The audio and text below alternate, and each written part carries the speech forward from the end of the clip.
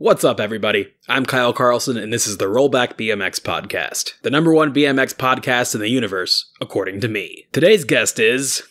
there isn't one.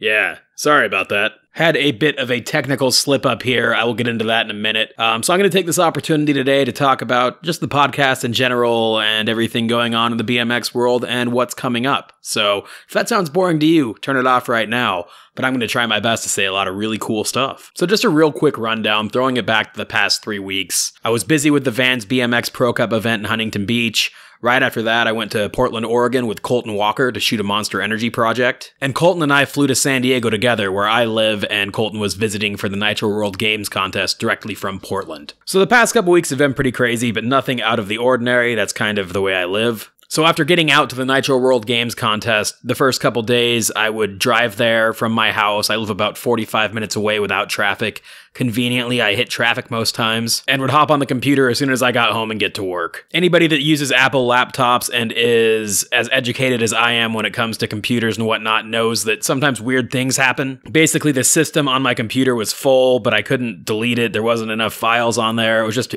full of hidden files or something, so I downloaded a disk sweeper application to clean things up. And apparently this disk sweeper thing cleaned up everything a little bit too well and deleted the most recent podcast that I did. And I conveniently found this out the hard way and at the very last minute. So I've spent the better part of the past 24 hours trying to salvage this. I'm a couple $100s deep in recovery programs, and so far no luck, but I'm gonna keep trying. I feel like it was a really good conversation. I sat down with Logan Martin for a little over an hour. I've known Logan for quite a long time, and I feel like Logan said a lot of things in this that people should really hear him say. A lot of people that don't know him at all have a certain perception of him, and I think that's not the case at all. And Logan's actually a super badass dude. He's also a super busy guy, so I really appreciate him making the time for the podcast, and I'm disappointed I'm unable to deliver it today, and hopefully I'll be able to recover it. Worst case scenario, I'm going to force him to sit down with me again when I see him again in a couple months. But in the past month, Logan has won X Games and Nitro World Games, so the X Games purse is about 20 grand, the Nitro purse is 30. He gets bonuses from his sponsors when he wins big events like that. So don't feel too bad for the guy, because in the past month he's made over 100 grand. And in the past month I've made a lot less than 100 grand. So that's where we're at with this. The Logan podcast is currently in limbo. Hopefully it turns up. If not, I owe you one.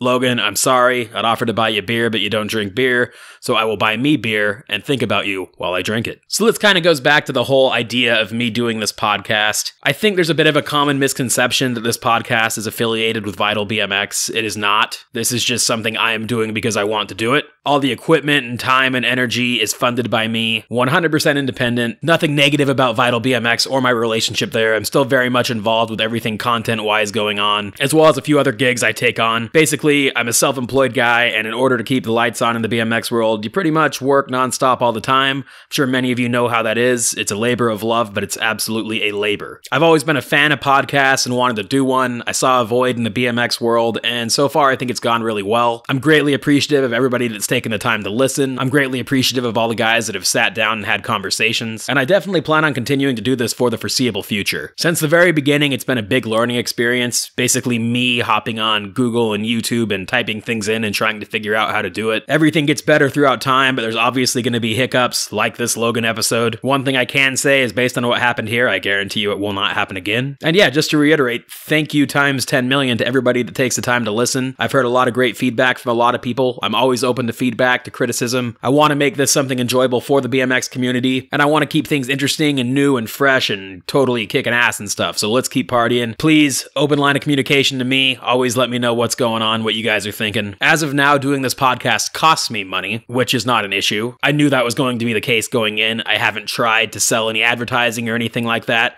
Not to say that won't happen in the future. Like I said, I really enjoy doing these, and if something like that made it possible to do them more often and more consistently, I would welcome that opportunity. But for the time being, you just gotta deal with me. So throwing it back to the BMX world, the Nitro World Games event went down this past weekend in Vista, California. This is a drastic change from the last couple years. They put on giant events in Salt Lake City that were televised. This was a live event at a private facility that was streamed live via a partnership with Facebook. I have no idea how the live stream went because I was there live, but anything with a proper live stream in the BMX world is always a huge plus. The facility is the California Skate Park's training facility. It's my understanding this was kind of created as training grounds for skateboarding in the Olympics. I could be wrong there, but all signs kind of point to that. It's a really badass facility. I'm not exactly certain what their relationship is with BMX at the moment outside of this Nitro event. I've kind of heard different things from a lot of different people, but essentially this facility, my understanding of it is you can pay a certain fee,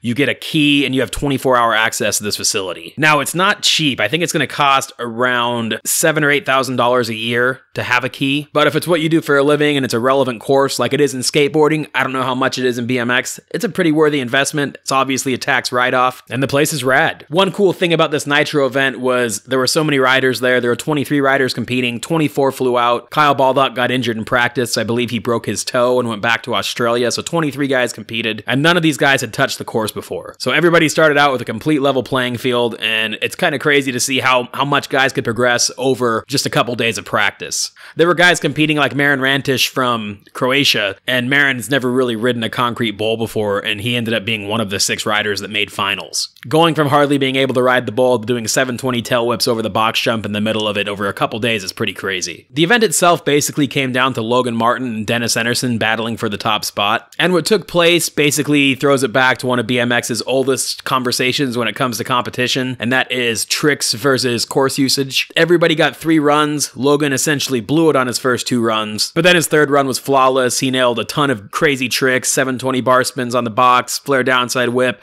alley-oop downside whip to bar spin, just all sorts of crazy Logan stuff. It was an incredible run. In true Logan Martin fashion, when he pulls his run, he's going to be on the podium, probably on the top spot. Now, Dennis didn't have as many crazy tricks as Logan, obviously, but I would say rode the bowl quite a bit better. Dennis jumped some big transfers, he did a really high wall ride, just a bunch of really creative stuff, more technical tricks, foot jam tricks, downside toothpicks, opposite whip to fakie. As a whole, it's probably the best I've seen Dennis look in a contest in a long time. It could have gone either way between the two of them. I guess the judges leaned towards Logan. I personally probably would have leaned towards Dennis, but that was complete personal preference. And also, I'm watching through a video camera, so I'm not really giving this a fair shake. What I think while I'm filming doesn't matter. I'm not taking notes. I'm not actively thinking of things. But either way, both those guys killed it, and the event was pretty badass. I'm optimistic that they'll keep it moving and do another one. They put up a ton of money. They treat the riders well. They treat me well. And I think this sort of thing is far more relevant for the BMX public than a giant event on resi boxes in a stadium is. Not to take away from that, a lot of incredible stuff happened there, but I definitely think things like this could potentially get more kids on bikes than the giant spectacle in Salt Lake City. There was a best trick contest, and it was absolute madness. Brian Fox took the win with a 1080 over the spine. This took Brian 4 or 5 attempts and basically destroyed a back wheel. He had to strap somebody else's on and was able to make it happen. Now this leads to a bit of another situation I've always been curious of in the BMX world. Would Brian have won this best trick contest if he pulled a 1080 on the spine perfect first try? Is this about the trick, or is this about the journey to get to the trick? There was a lot of drama with Brian crashing and destroying his bike and getting back up and doing it, and just basically proved he's a total badass. But Jacob Bailey pulled a front bike flip on the quarter to bank, second try, no real issue. Kostya Andreev pulled a crazy technical move. It was like a 180 seat grab to whip, fly out to half cab, tail whip to foot jam whip. It's actually as crazy as it sounds, but based on it being a technical move, there were no real tough crashes with it. So I don't know. Did a 1080 over a spine deserve to win? Absolutely. But would things have been different if he nailed it first try? This is just something we can discuss all day and speculate about, but realistically, we can't change anything, and it probably shouldn't be changed, because Brian killed it. So next on my plate, and essentially the reason that I had to stop looking for this Logan Martin interview, I am about to head to Guadalajara, Mexico for the next Vans BMX Pro Cup. I've only been to Guadalajara once before, and it was for the same event last year. I've been watching the weather, and it looks like it's supposed to rain every single day, so I don't know if we're actually even going to get a competition. Maybe we're just going to end up with a good old-fashioned Mexican fiesta. But all the usual suspects will be out there ready to kill it. Dennis Anderson, Larry Edgar, Jason Watts, the winner of the event last year, Kevin Peraza, I believe, is already there. So hopefully the weather is cooperative and we can at least get a solid day or two of riding in. I've heard conflicting things about the course itself. Last year, the event took place on the entire park, which is really big. This year, apparently, it was going to be confined to one smaller portion of the park. I was told that by Vans BMX boss man Jerry Batters, and since then, somebody else told me that they had backpedaled on that, and it's going to be the entire park again. I don't really have a strong feeling one way or the other. I feel like if the park's there, we might as well use it, but on their end, running an event, their logistics, the crowd, people watching, the live stream, if there is one, I'm not sure if there is. There's a lot of things that are probably a lot easier if they confine it, so either way, it's going to be a great event, assuming the rain is somewhat friendly. So I leave tomorrow morning. Today is Tuesday, so tomorrow is Wednesday. I leave tomorrow morning. I connect in Houston, so it's going to take me the better part of tomorrow to get down there. But to make up for missing out on this Logan podcast, assuming I'm unable to find it, I'm going to try to buckle down with somebody immediately and get a bonus episode out there so we stay on track. There are a handful of guys I've talked to about doing episodes while we're out there. I won't give you any names just yet based on, this whole Logan Martin situation. I'm probably not the most trustworthy man in your life at the moment, but I'm optimistic I'm going to bang out a couple really solid things down there. There's a lot of guys that'll be out there that I think have interesting things to say we haven't sat down with yet. So I'm very much looking forward to that. I'm also very much looking forward to hopefully somehow salvaging this Logan interview. While I have you here, there's one more thing I figured I would discuss a little bit, and that is the Youth Olympic Games. So the Youth Olympic Games are going down in early October in Buenos Aires, Argentina. And this is essentially the first official Olympic BMX event that is actually put on by the IOC, the Olympic governing body. And honestly, this event sounds like it's going to be absolutely terrible. I hate to say that. I don't want that to be the case, but it seems like a huge mess. So the Youth Olympics, I believe, is for riders 16 and under. They had to qualify, but there is also other red tape that goes along with it. For example, the United States won't have any riders there. I believe the United Kingdom will not as well, whereas the top qualifier for the girls was Hannah Roberts for the United States, and she won't even be there. I don't believe many countries are sending riders, so I think it's going to get pretty desperate,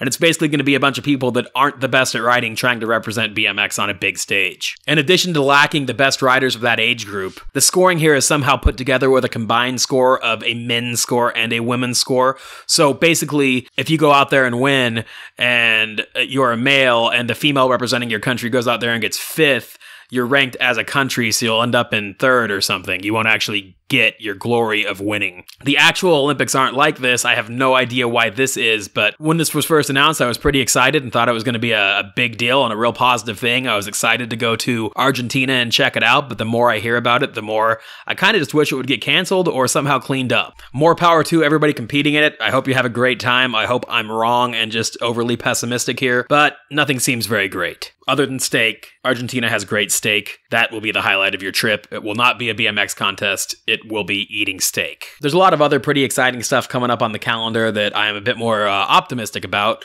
Battle of Hastings, Nora Cup, Vans BMX Pro Cup, Malaga, Colt's new video, it's later than you think. That'll be premiering very soon, next couple of weeks here. And hopefully weather that's about 15 degrees cooler than it's been on the West Coast. So that's it. Here's my ramble for the week. Once again, Logan Martin interview hopefully coming soon. Possibly not. Worst case scenario, I will go pack my bags. I will fly to Mexico. I will put a microphone in somebody's face and we will get something out for you in the next 48 hours here. And once again, thanks to everybody for listening and being a part of this. Thank you for all the kind words and feedback. Thank you for all the insults as well. I probably deserve those. And let's officially move forward and keep kicking ass. All right, thanks again. And remember, it doesn't count if you don't pull the rollback.